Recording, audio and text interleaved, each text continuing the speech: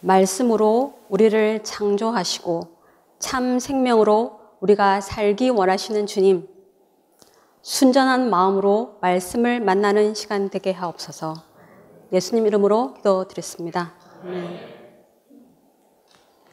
사랑하는 성도 여러분, 오늘 제가 이 자리에 서 있는 것은 참으로 놀랍고 두려운 일입니다. 말씀 나누기 순서에 제 이름이 올라온 것을 보고 저는 마라나타! 진심으로 외쳤습니다. 그런데 주님은 오늘까지도 오시지 않으시고 저는 결국 이 자리에 서게 되었습니다. 이 자리에 계신 많은 분들은 저를 오랫동안 봐오신 분들이 많습니다.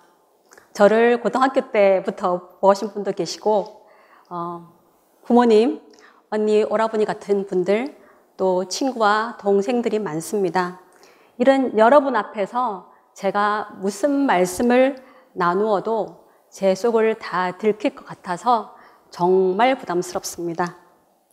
그럼에도 제가 이 자리에 서 있다는 것은 순종 한 가지였습니다. 하나님 가족이면 누구나 이 자리에 설 수 있어야 한다는 것을 알기에 저는 매맞는 심정으로 이 자리에 섰습니다. 그래서 부탁드립니다. 제가 중간중간 시작이라고 말씀드리면 함께 성경 말씀을 큰 소리로 읽어주십시오. 또 제가 사투리를 쓰거나 말이 조금 빨라도 미소로 들어주시면 감사하겠습니다. 여러분의 차례가 되면 저 또한 그렇게 하겠습니다. 혹시 추억의 과자 건빵을 아시는지요? 그 안에 별사탕이 있습니다. 오늘 말씀 나눔 속에서 그 작은 반짝임 하나를 발견하실 수 있으시면 참 좋겠습니다. 성도 여러분, 오늘 제가 나눌 말씀은 마태복음 5장 33절에서 42절까지입니다. 5장의 핵심은 우리가 하나님의 생명을 받았다. 그리고 그 생명을 따라 살아야 한다는 것입니다. 예수님께서는 팔복을 통해 하나님의 생명의 본질을 이야기하십니다. 그리고 우리가 그 생명으로 살아갈 때 세상 속에서 소금과 빛으로의 우리의 본질을 드러낼 수 있다고 하십니다. 특히 5장 20절 다 같이 시작. 나는 너에게 이르노니 너희 의가 서기관보다 더 낫지 못하면 결코 천국에 들어가지 못하리라. 너희 의는 종교를 넘어서야 한다는 것입니다. 예수님께서는 이어지는 말씀에서 6가지 사례를 통해 우리가 하나님의 생명으로 어떻게 살아가야 하는지를 구체적으로 보여주십니다. 먼저 6가지 사례 중에서 3가지로 나눌 수가 있는데요. 화와 음욕은 십계명에 관한 부분이고, 이혼과 맹세는 규례와 규칙에 관한 부분이고, 무저항과 비폭력은 하나님의 생명을 근본적으로 천국의 본성을 직접적으로 보여주시는 주제입니다. 또한 이 사례들은 2부분으로 나눠지는데요. 첫 번째 부분은 그것을 실제 삶에서 적용하는 방법을 다루고, 두 번째 부분에서는 생명의 아름다움 삶을 강조하십니다. 21절과 33절에 옛사람에게 말한 바라고 시작되는 말씀들은 과거에 율법과 규칙에만 머물렀던 삶에서 하나님의 생명을 드러내는 새로운 차원으로 나아가라는 초청이십니다. 우리는 종교적 의무감이 아닌 하나님의 생명을 받아들이고 그것을 따라 살아갈 때 진정한 천국의 삶을 누릴 수가 있는 것입니다. 지난주 이어 오늘 말씀은 맹세와 보상에 대한 말씀입니다. 이제 본문으로 함께 들어가 보겠습니다. 성도 여러분, 예수님께서는 오늘 본문을 통해 맹세의 역사를 말씀하시며 인간의 말 속에 담긴 허위성을 지적하십니다. 우리는 종종 자신의 진실을 강조하기 위하여 맹세를 합니다. 그런데 예수님은 이러한 맹세가 인간의 허위성을 보여줄 뿐이라고 말씀하십니다. 왜 그럴까요? 우리가 하는 말에는 이미 우리의 에고, 즉 자기 중심적인 마음에서 나오기 때문입니다. 심지어 우리가 말하는 진실이라고 하는 것조차 온전한 진실이 아닙니다. 이것은 인류가 가진 근본적인 문제입니다. 처음에 언어는 실제를 표현하기 위해서 생겼습니다. 그러나 시간이 지남에 따라 언어는 점점 실제와 멀어지고 오히려 거짓을 감추는 도구가 되었습니다. 우리끼리 흔히 나누는 말들이 있죠. 인사가 있죠. 어머, 그동안 하나도 안 늙었다. 머리를 바꾸니 완전 젊어 보이네. 제가 지난주 머리를 잘랐는데요. 우리 교회 애들이 저희 대화를 듣고는 웃습니다. 또 언제 밥 한번 먹자. 그런데 언제요? 예수님은 결코 맹세하지 마라 하십니다. 당시 사람들은 하늘, 땅, 예루살렘, 심지어 자기 머리까지도 맹세의 근거로 삼았습니다. 그것은 자신이 말하는 것이 진실임을 더 강조하기 위함입니다. 그러나 예수님은 이렇게 말씀하십니다. 하늘도 땅도 예루살렘도 우리 머리카락 한 올조차 우리 것이 아닙니다. 진실은 오직 하나님께 속한 것입니다. 우리의 진실은 완전할 수 없으며 대부분 자기 중심적 마음에서 나오기 때문에 이러한 맹세는 오히려 진실을 감추는 수단이 되었습니다. 더 아이러니한 것은 이런 언어가 가장 발달된 곳이 종교라는 점입니다. 종교는 하나님을 섬긴다고 주장하지만 실제로는 말씀을 살지 않습니다. 제가 좋아하는 찬양이 있습니다. 내 모든 것 다 드립니다. 그 찬양을 부를 때마다 저는 참 부끄럽습니다. 마음 한 곳에서 너는 화 하나도 제대로 다스리지 못하면서 무엇을 드린다고 입으로 노래하는 것이니. 그리고 좀 많이 웁니다.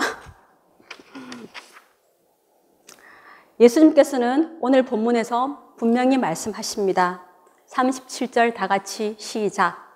오늘 너희 말은 옳다 옳다 아니다 아니다 하라. 이에 지나는 것은 다 안에서 나는다.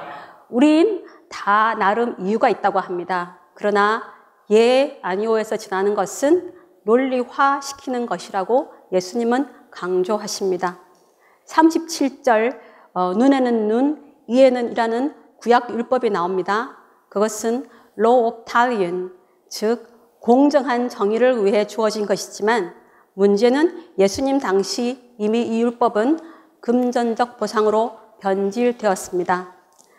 사람들은 정의를 돈으로 해결하려고 했고 공정함보다는 손이익을 따지며 살았습니다. 하지만 예수님은 악을 대적하지 말라 하시고 아주 구체적인 예를 들어 말씀하시죠. 천국에 사는 사람들은 악을 이겨야 한다. 오른밤을 맞으면 왼밤을 돌려대라. 속옷을 구하는 자에게 겉옷을 주어라. 억지로 머리를 가자 하면 심리를 동행해라. 내게 구하는 자에게 주고 내게 꾸고자 하는 자에게 거절하지 말라. 여러분 이 말씀을 듣고 어떤 생각이 드십니까? 쉽지 않은 일이죠. 그런데 만약 이것을 내 자녀가 요구한다면 어떻게 하시겠습니까? 우리는 기꺼이 아니 더 주고 싶을 것입니다. 그러나 그 상대가 타인이거나 부당하게 나를 대하는 사람이면 어떨까요? 우리는 즉시 보복하려는 마음이 듭니다. 내가 당한 만큼 갚아주어야지. 하지만 예수님은 우리에게 세상의 방식이 아닌 하나님의 정의를 따라 살아라고 요청하십니다. 그러나 이 또한 종교는 이 말씀을 말로만 주장합니다. 종교는 이 말씀을 말로만 주장합니다. 나는 하나님을 섬긴다. 나는 율법을 따른다. 하지만 실제로는 그렇게 살지 못합니다. 예수님께서 가르치는 무저항 38절부터 42절과 비폭력 43절에서 48절의 말씀은 우리는 말로만 하고 살지 않기 때문입니다. 이것이 종교의 한계입니다. 종교는 말뿐이지만 하나님의 말씀은 실제입니다. 말씀은 반드시 성육되어서 우리 삶 속에 이루어져야 한다는 것입니다. 이사야 선지자는 이렇게 말씀하셨습니다. 다 같이 시작.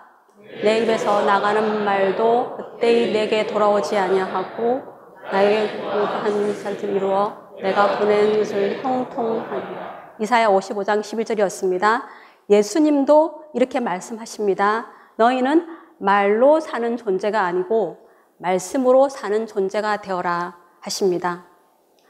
그런데도 우리는 여전히 우리 삶 속에서 끊임없는 보상을 기대합니다. 내가 이렇게 열심히 했으니 칭찬을 받아야지. 보상입니다. 내가 피해를 받았으니 갚아주어야지. 보복입니다.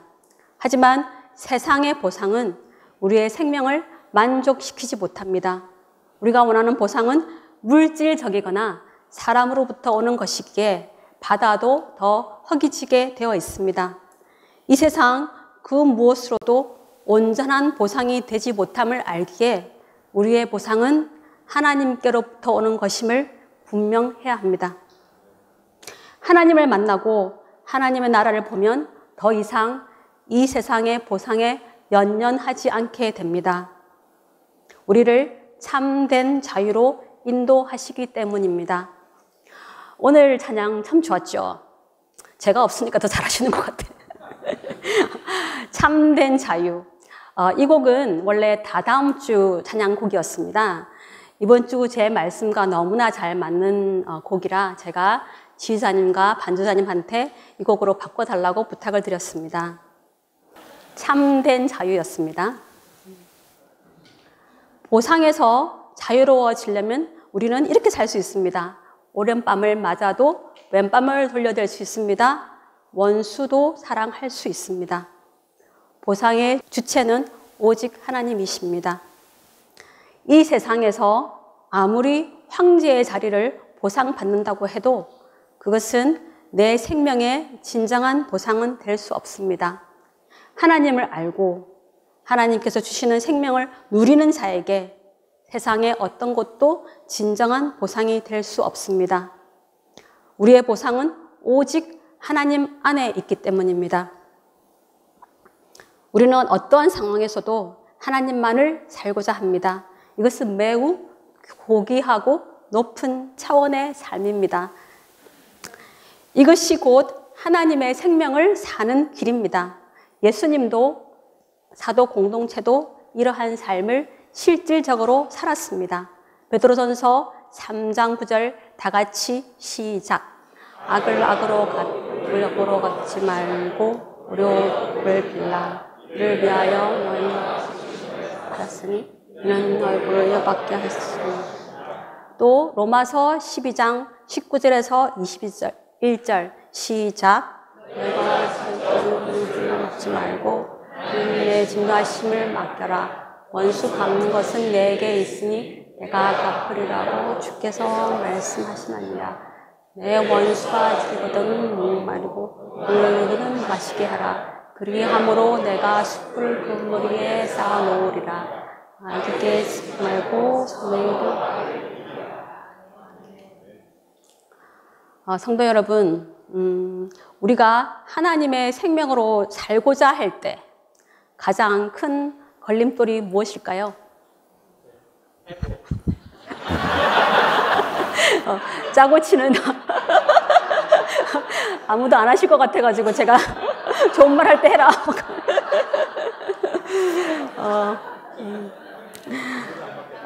예.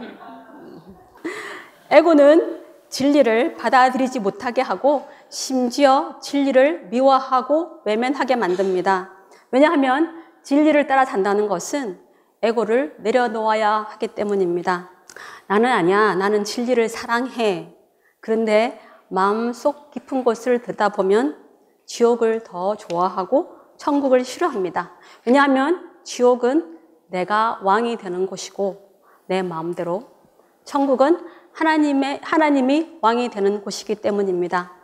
설령 우리가 이러한 진리를 깨달는다고 해도 우리는 살지 않고 그것을 지식의 도구화 삼고 그것을 또 나의 힘으로 사용합니다. 에고는 곧 거짓입니다. 거짓은 성경의 핵심입니다.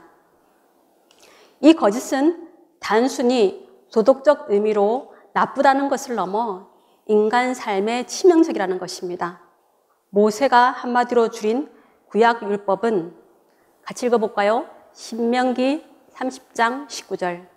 복과 저주, 생명과 사망을 너희 앞에 두었으니 너희는 생명을 택하라. 너희는 뭘 택하라고요? 감사합니다. 다스림의 권세를 가진 인간을 그 누구도 거짓되이 살게 할 수 없는데 다만 생명을 살아야 할 인간 스스로 마귀의 거짓에 속아 저주와 사망을 살고 있습니다. 세상은 거짓으로 가득합니다.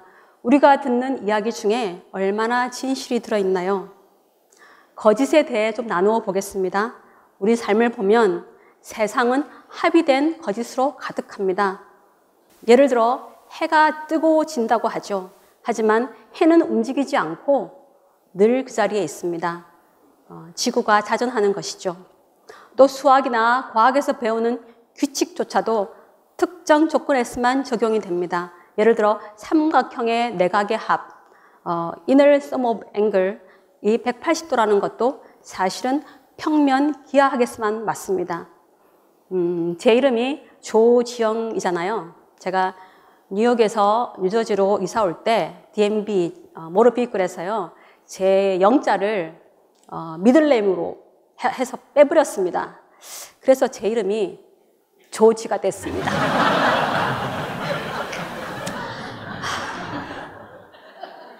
이게 말이 됩니까? 문제는 우리가 이렇게 합의된 거짓을 진리로 착각하며 산다는 데 있습니다. 그리고 그것을 의존하며 살아가지요.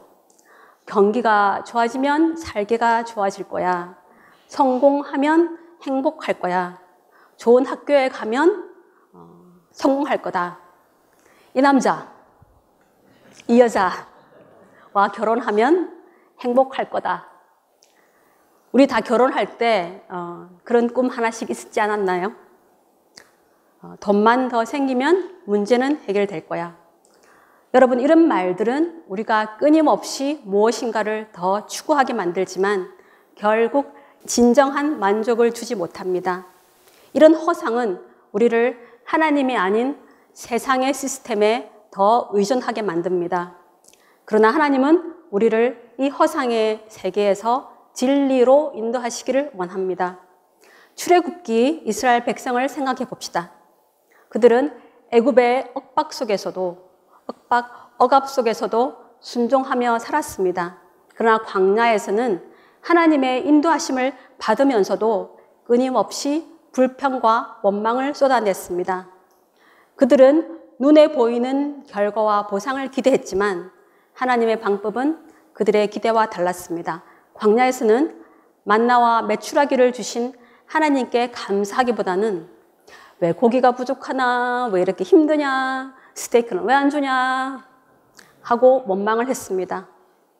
오늘 이 모습이 우리의 삶과 닮아있지 않나요? 우리는 세상의 구조와 시스템에는 순응하면서도 하나님 말씀과 계획 앞에서는 불평과 원망으로 가득할 때가 많습니다. 오늘은 저희 엄마가 그동안에 다치셔가지고 오늘 교회 안 오신 줄 알고 제가 이 부분을 넣었는데 엄마가 오셔서 좀 엄마가 아프실 것 같은데 저희 언니가 암으로 세상을 떠났을 때가 생각납니다.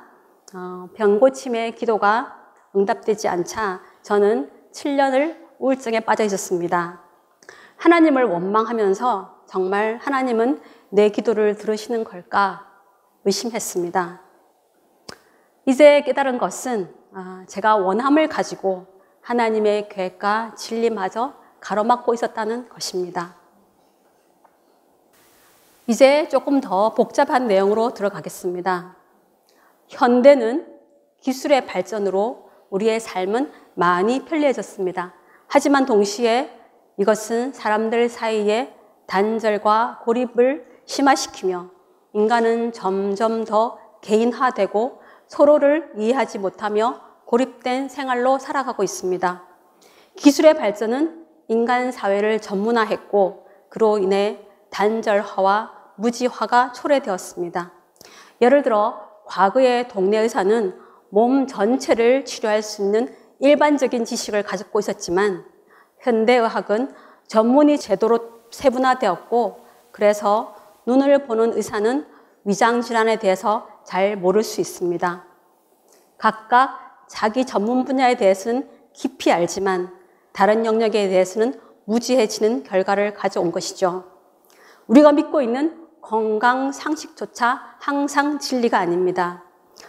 제가 전에 들었던 몽고 유목민들의 이야기인데요. 그들은 여름에는 요구르트, 우유, 치즈 등을 먹고 겨울에는 고기만 먹는 생활을 한다고 합니다. 우리 기준으로 보면 그들의 건강이 심히 염려스럽지만 대대로 내려오는 그들의 식생활을 통해서 보면 그들의 건강은 대부분 양호하다고 합니다. 오히려 일부 부유층이 과일과 야채를 섭취했을 때 그들의 건강에 문제가 더 발생한다고 합니다. 또한 누가 연구를 후원하느냐에 따라서 연구 결과가 달라지는 것을 볼 수 있습니다. 낙농업체가 후원한 연구에서는 계란이 몸에 더 좋다고 하고요. 반대로 농업단체가 후원한 연구에서는 아보카도가 계란보다 더 좋다고 결론을 내죠. 약국에서도 보면 비타민에도 트렌드라는 게 있어서 어떤 비타민 회사가 더 광고를 많이 하느냐에 따라서 사람들은 그 비타민이 우리 몸에 더 필요하다고 합니다. 하나의국 광고는 아닙니다. 우리가 알고 있는 이 지식이 얼마나 좁고 무지한지를 잘 모르는 세상에 살고 있습니다. 소셜미디어나 유튜브를 통해 정보의 양은 폭발적으로 증가했지만 그 속에서 진실을 분별하기는 더욱 어려워졌습니다. 정치, 아시죠? 경제, 사회문화, 교육, 어느 분야를 보시더라도 진실이 무엇인지를 알기 어렵습니다. 가장 쉬운 예로 다다음 주면 우리가 예수님이 오신 성탄을 기념하는 날이죠. 이제 그것이 문화와 전통이 되어 거리마다 화려한 장식으로 가득합니다. 만약 예수님이 지금 오신다면 이게 다 뭐고? 하시겠지요. 물론 사투리를 쓰지 않지만요.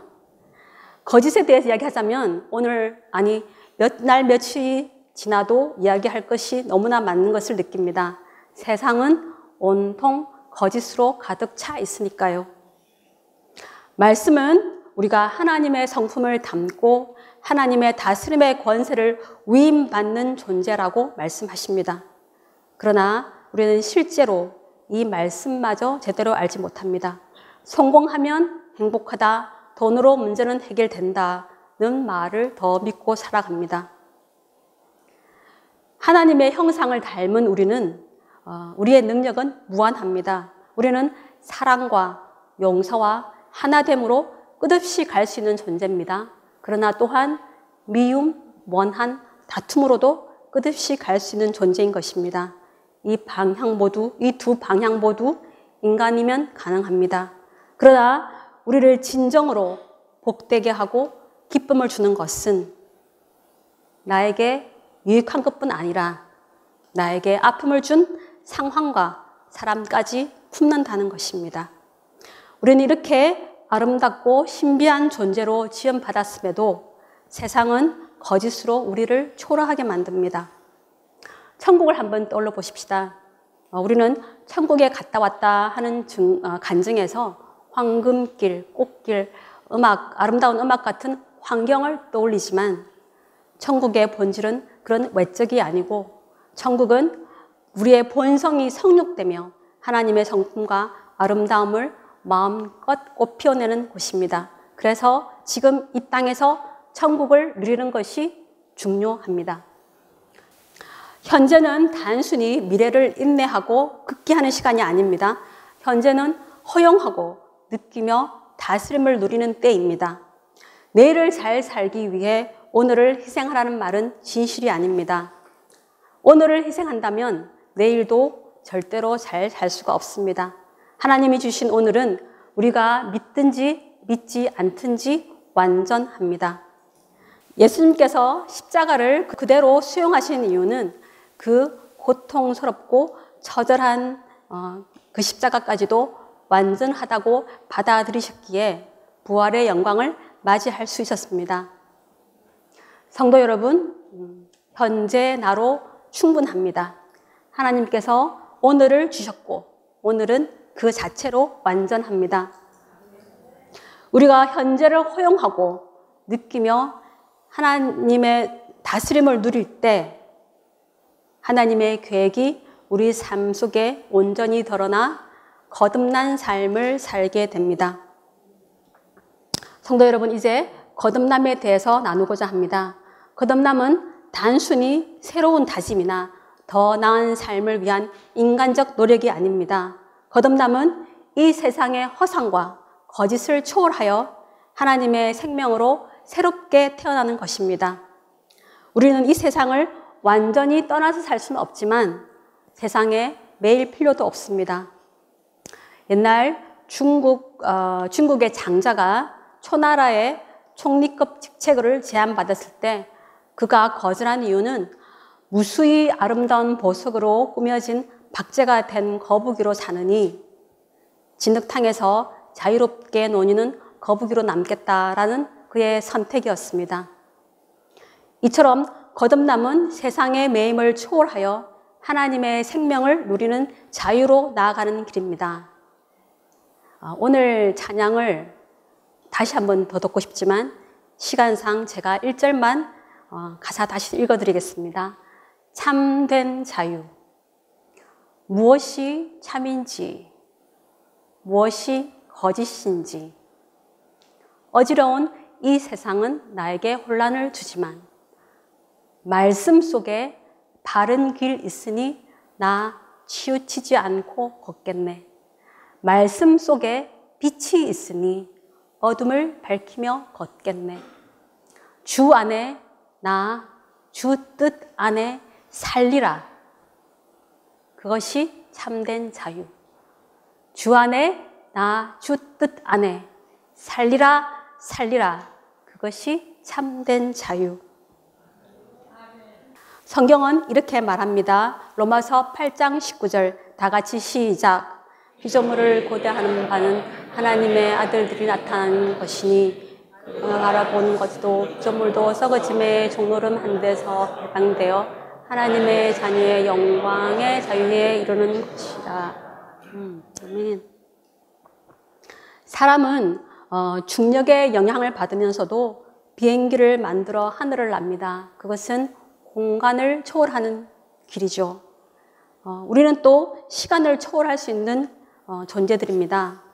시간을 단절된 것으로 보면 우리는 과거의 상처와 미래의 불안에서 살지만 그것을 연결된 것으로 이해하면 우리는 과거를 새롭게 보고 미래를 통해 현재를 변화시킬 수 있습니다.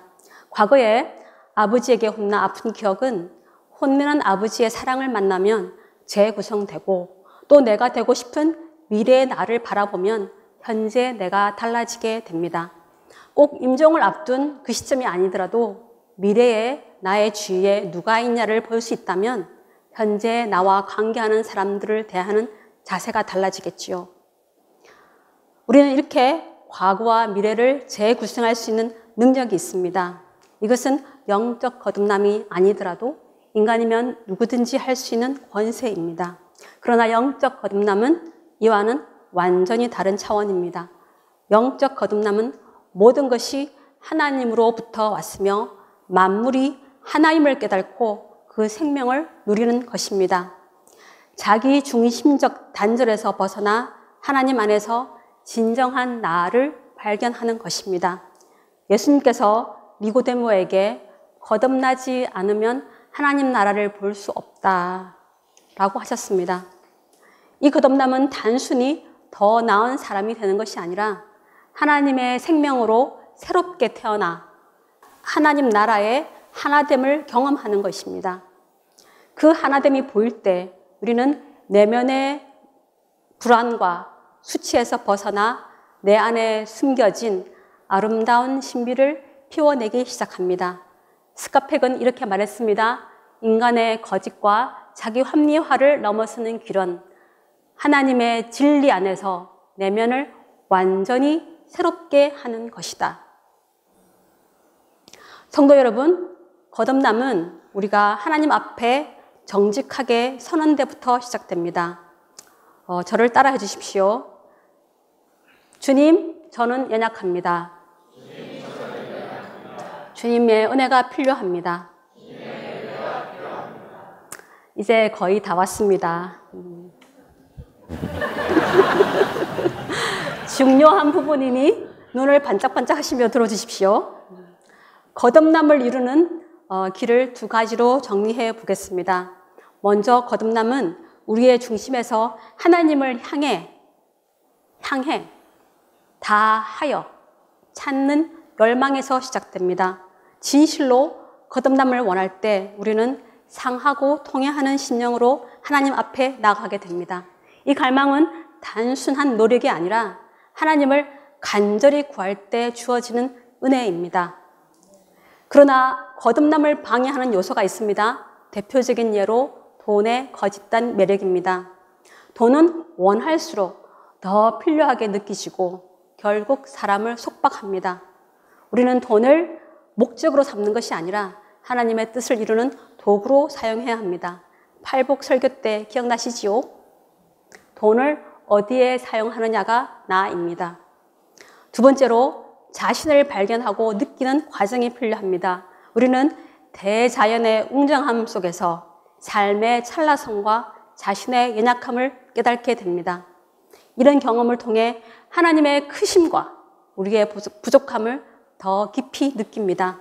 또한 말씀을 가슴으로 만나는 경험이 중요합니다. 말씀을 단순히 읽고 듣는데 그치지 말고 그것이 나를 위해 예비한 하나님의 메시지임을 깨달아야 합니다. 기쁨으로 말씀을 받아들일 때 우리의 내면은 새로워지고 변화됩니다. 거듭남을 통해 우리는 이제 예수님께서 말씀하신 하나님 나라의 삶으로 들어갑니다. 그 삶은 단순히 사후에 누릴 천국의 축복이 아니라 이 땅에서도 하나님의 보상을 경험하며 사는 삶입니다. 예수님의 말씀을 제 표현으로 바꾸어 보았습니다. 오른밤을 맞고도 왼밤을 돌려댈 수 있는 용기. 속옷을 빼앗기고도 겉옷을 줄 수 있는 너그러움. 억지로 오리를 가야 하는 상황에서 심리를 동행할 수 있는 사랑. 이 모든 것은 하나님의 보상을 의지하는 아름다운 사람들의 삶입니다. 여기까지가 제가 준비한 내용입니다.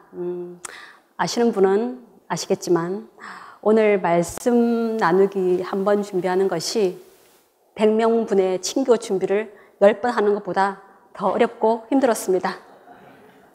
말씀을 듣고 또 들어도 그것을 옮기기에는 저는 너무나 부족하고 힘들어서 저를 무엇을 믿고 이 자리에 세우십니까? 라는 문자를 썼다가 지웠다 반복했습니다.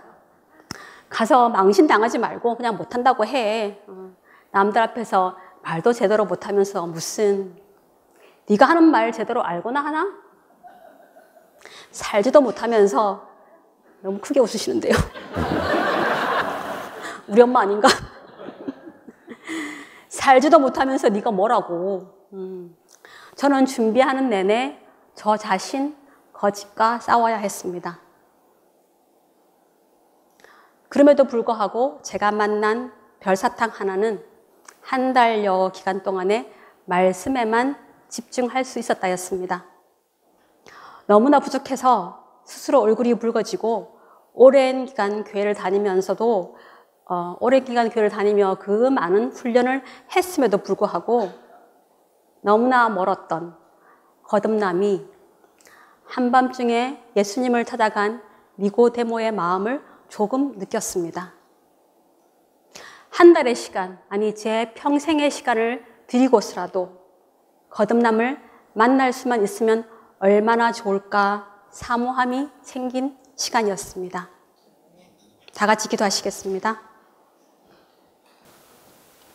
우리와 함께 하시는 하나님 아버지, 사람의 말은 저버리고 아버지 말씀으로만 사는 우리 모두가 되게 하옵소서. 예수님 이름으로 기도드립니다.